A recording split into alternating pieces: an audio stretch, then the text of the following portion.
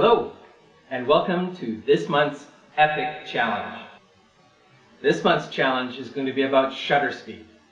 More specifically, fast shutter speed.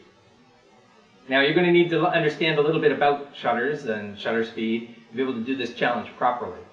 But I'm going to show you some things, and we'll give you some links, and we'll set you on your way, and hopefully next month you'll be able to bring back some amazing pictures of things frozen in the air.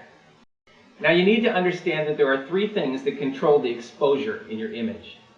One of them is the ISO. That is how sensitive the sensor is on the back of your camera.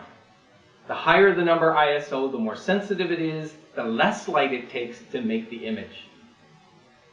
The second one is the aperture. That's the size of the hole in the lens that allows the light to come through. The larger the hole, the more light comes through. The smaller the hole, obviously, the less light that can come through. The third thing that controls it is the shutter speed.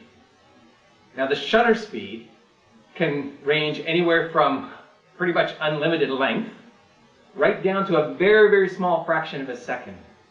Basically, there's a little flap that opens and closes very quickly and allows a certain amount of light just for that period of time to get through and onto the sensor. Okay, so if you have an SLR camera and you have dials on it, then you can set the settings to shutter priority. On a Canon camera, that would be the TV for time value.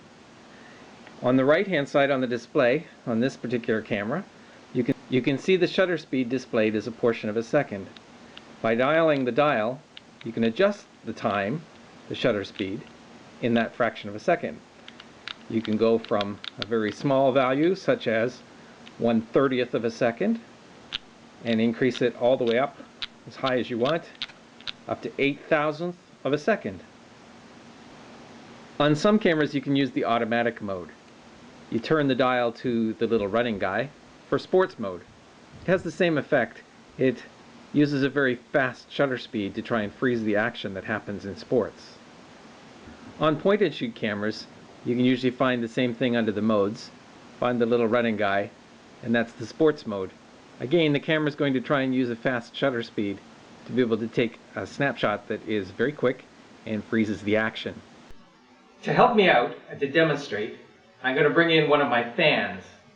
Well, I don't have a lot of fans, but I do have this fan. This is my fan. This fan has a blade that goes around and around very, very fast, and is going to help us to demonstrate the fast shutter speed, because that blade's in motion and we're going to be able to freeze it by having a very fast shutter speed. Now we're going to take some pictures now with the fan, and we're going to take them with different shutter speeds.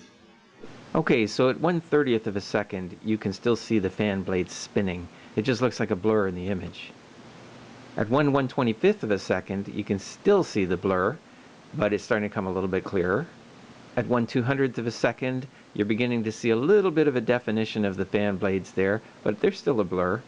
At 1/400th of a second, you're starting to see definition appear, and you can start to see the fan blades a little bit, but there is still blur there. And at 1/800th of a second, they're becoming more and more clear all along. 1/1600th of a second, now you can start to see the definition of that blade as it's turning around. And at 1/4000th of a second, now you can actually see the fan blades almost stopped. They're not really stopped though. This is the same fan spinning at the same speed, and it's just the shutter speed that has changed. So you can see that the shorter time the shutter is open, the more it freezes the fan blade. The longer the shutter is open, the more it blurs as it goes around. So if you want to freeze the action, you need to use a very, very short time shutter speed, or a very high number in the shutter counter. So 1/8000th of a second, and that fan blade is going to freeze solid.